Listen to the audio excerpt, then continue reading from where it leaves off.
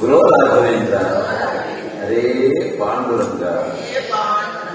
ನಮ್ಮ ಮಂಟಿ ವಿಠ್ಠಲ ದೇವಸ್ಥಾನದಲ್ಲಿ ಪ್ರತಿನಿತ್ಯ ಜ್ಞಾನ ಸಹಿತ ಭಜನೋತ್ಸವವನ್ನು ವಿವಿಧ ಭಜನಾ ಮಂಡಳಿಗಳ ತಾಯಂದಿರ ಆಶೀರ್ವಾದದಿಂದ ಪ್ರತಿನಿತ್ಯ ಇಲ್ಲಿ ನಡೀತಾ ಇದೆ. ಇವತ್ತಿನ ದಿವಸ ಬಹಳ ಅದ್ಭುತವಾದಂತಹ ಭಜನೆಯನ್ನ ಶ್ರೀಕರ ಹರಿದಾಸ ಭಜನಾ ಮಂಡಳಿಯವರು ಎಲ್ಲರೂ ಸೇರಿ ನಮ್ಮ ಗಾಯತ್ರಿ ಶ್ರೀಮತಿ ಗಾಯತ್ರಿಯವರ ನೇತೃತ್ವದಲ್ಲಿ ಬಹಳ ಅದ್ದೂರಿಯಾಗಿ ಪ್ರತಿ ದಿವಸ ಭಗವಂತನ ಸೇವೆಯನ್ನ ಮಾಡಿದ್ದೀರಾ. ಇಂತಹ ಒಂದು ಸಂದರ್ಭದಲ್ಲಿ ಭಗವಂತನನ್ನ ಚಿಂತನೆ ಮಾಡ್ತಕ್ಕಂಥದ್ದು. ಭಗವಂತ ಇದ್ದಾನೆ, ಭಗವಂತ ಎಲ್ಲರಿಗೂ ರಕ್ಷಣೆಯನ್ನು ಕೊಡ್ತಾ ಇದ್ದಾನೆ ಅನ್ನೋ ಒಂದು ಪರಿಕಲ್ಪನೆ ನಮಗೆಲ್ಲ ಇರೋದ್ರಿಂದನೇ ಇವತ್ತಿನ ದಿವಸ ಇಂತಹ ದೊಡ್ಡ ದೊಡ್ಡ ಕಾರ್ಯಗಳು, ಭಜನೋತ್ಸವಗಳು ಭಗವಂತನಿಗೆ ಅರ್ಪಣೆ ಆಗ್ತಾ ಇದೆ. ಆ ಭಗವಂತ ದಕ್ಷಿಣ ಕನ್ನಡ ವಿಠಲ ಬಹಳ ಬಹಳ ಸುವ್ಯವಸ್ಥಿತವಾಗಿ ತನ್ನ ಕಾರ್ಯವನ್ನ ನಡೆಸ್ಕೊಂಡು ಹೋಗ್ತಾ ಇದ್ದಾನೆ. ನಮಗೆ ಅರಿವಿಲ್ಲದೆಯೂ ಕೂಡ ನಡ್ಕೊಂಡು ಹೋಗ್ತಾ ಇದೆ. ಹೇಗೆ ನಮ್ಮ ಉಸಿರಾಟ ನಮಗೆ ಅರಿವಿಲ್ಲದೆ ತಾನೇ ನಡೀತಾ ಇರುತ್ತೆ ನೋಡ್ರಿ. ನಾವು ಜೀವ ಇರೋದಂತೆ ಇರೋದು ಗ್ಯಾರಂಟಿ, ಆದ್ರೆ ಉಸಿರಾಟ ಇರೋದ್ರಿಂದ ಜೀವ ಇದೆ ಅಂತ ಗೊತ್ತೇ ಇಲ್ಲ. ಅದ್ರ ಪಾಡದು ತನ್ನ ಕೆಲಸವನ್ನ ತಾನು ನಡೆಸ್ಕೊಂಡು ಜೀವ ಇರೋ ಹಾಗೆ, ಆರೋಗ್ಯ ಕೊಡೋ ಹಾಗೆ ಅದ್ರ ಪಾಡದು ಹೇಗೆ ಕೆಲಸ ಮಾಡ್ಕೊಂಡು ಹೋಗುತ್ತೋ ಹಾಗೆ ಭಗವಂತ ನಮ್ಮ ಪಾಂಡುರಂಗ ಏನ್ ಮಾಡಿದ್ದಾನೆ, ಎಲ್ಲ ವ್ಯವಸ್ಥಿತ ಮಾಡಿದ್ದಾನೆ. ಏನ್ ಮಾಡಿದ ವ್ಯವಸ್ಥಿತವಾಗಿ ಅಂತಂದ್ರೆ ನಮ್ಗೆಲ್ಲ ಭಜನಾ ಮಂಡಳಿ ಇರೋದೇ ಇರಲಿಲ್ಲ. ನನ್ನ ಗುರುಗಳು ಅಪ್ಪಣ್ಣಾಚಾರ್ಯರ ನೇತೃತ್ವದಲ್ಲಿ ಭಜನಾ ಮಂಡಳಿ ಸ್ಥಾಪನೆ ಮಾಡಿ ಭಜನೆಗಳನ್ನ ಅಲ್ಲಲ್ಲೆಲ್ಲಾ ಕಡೆಗೂ ನಡೆಸೋ ಮಾಡಿ ಅಲ್ವಾ, ನಾವು ಮನೆಗಳಿಗೆ ಎಲ್ಲರೂ ಕೂಡ ಹೋಗಿ ಬಂದು ಮಾಡಿ ಭಜನೆಯನ್ನ ನಡೆಸ್ಕೊಂಡು ಫಸ್ಟ್ ಬಂದ. ಭಜನೆ ನಡೆಸ್ಕೊಂಡು ಬಂದು ಏನ್ ಮಾಡ್ದ, ಒಂದೊಂದು ಭಜನಾ ಮಂಡಳಿ ಸ್ಥಾಪನೆ ಮಾಡಿ ತಾನೇ ಅಲ್ಲಿ ಹೋಗಿ ಹಾಡುಗಳನ್ನ ಹೇಳ್ಕೊಂಡಿರ್ತೀವಿ. ಭಗವಂತನ ಸ್ಮರಣೆ ಮಾಡಿ, ನನ್ನ ಸ್ಮರಣೆ ಮಾಡಿ ಅಂತ ಒಂದು ದಾರಿಯನ್ನ ಹಾಕಿಕೊಟ್ಟ. ಈ ಕಡೆಗೆ ಪಾಂಡುರಂಗ ನೀವು ಒಂದೊಂದು ಭಜನಾ ಮಂಡಳಿ ಇಟ್ಕೊಳ್ಳೋಣ.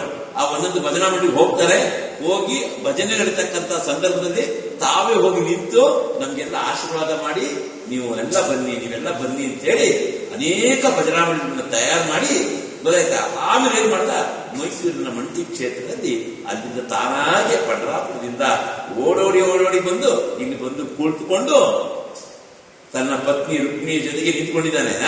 ನಿಂತ್ಕೊಂಡು ಸೊಂಟ ಮೇಲೆ ಕೈ ಇಟ್ಕೊಂಡು ನಮ್ಗೆಲ್ಲ ವರವನ್ನ ಕೊಡ್ಲಿಕ್ಕೆ ಸಿದ್ಧನಾಗಿ ರುಕ್ಮಿಣಿ ಜೊತೆಗೆ ನಿಂತ್ಕೊಂಡು ಭಜನೆಯನ್ನ ನಡೆಸ್ಕೊಂಡು ಹೋಗ್ತಾ ಇದ್ದಾನೆ.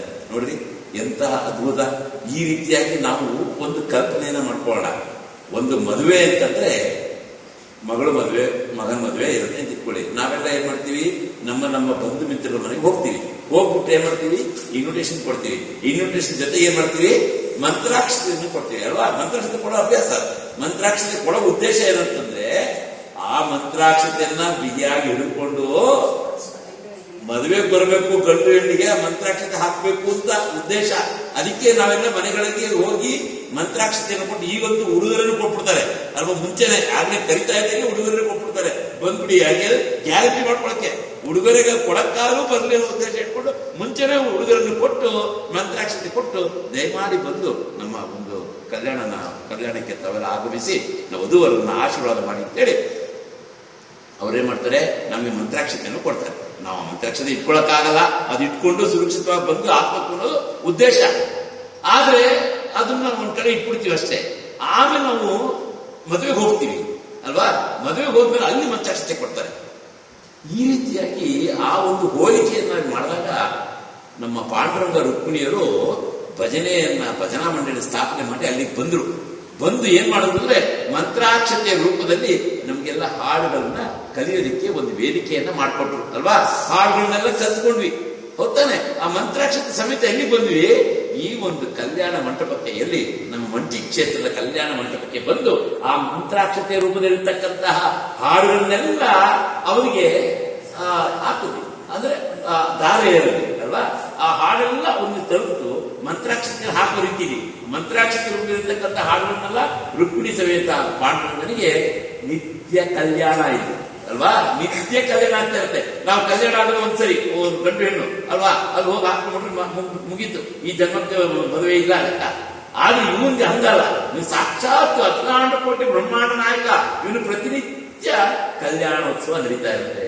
ಇಂತಹ ಕಲ್ಯಾಣಕ್ಕೆ ನಾವೆಲ್ಲರೂ ಬಂದು ಅವನಿಗೆ ಮಂತ್ರಾಕ್ಷರ ರೂಪದಲ್ಲಿ ನಾವು ಭಗವಂತನಿಗೆ ಹಾಡುಗಳನ್ನ ಸಂಕೀರ್ತನೆಗಳನ್ನ ಅವನಿಗೆ ಅರ್ಪಿಸ್ತೀವಿ ಎಂಬುದಕ್ಕೆ ಇವತ್ತಿನ ಸಣ್ಣ ಒಂದು ಜ್ಞಾನದ ಚಿಂತನೆಯನ್ನ ಆತನ ಪಾದಗಳಿಗೆ ಅರ್ಪಿಸಿ ಹರೇ ಶ್ರೀನಿವಾಸ.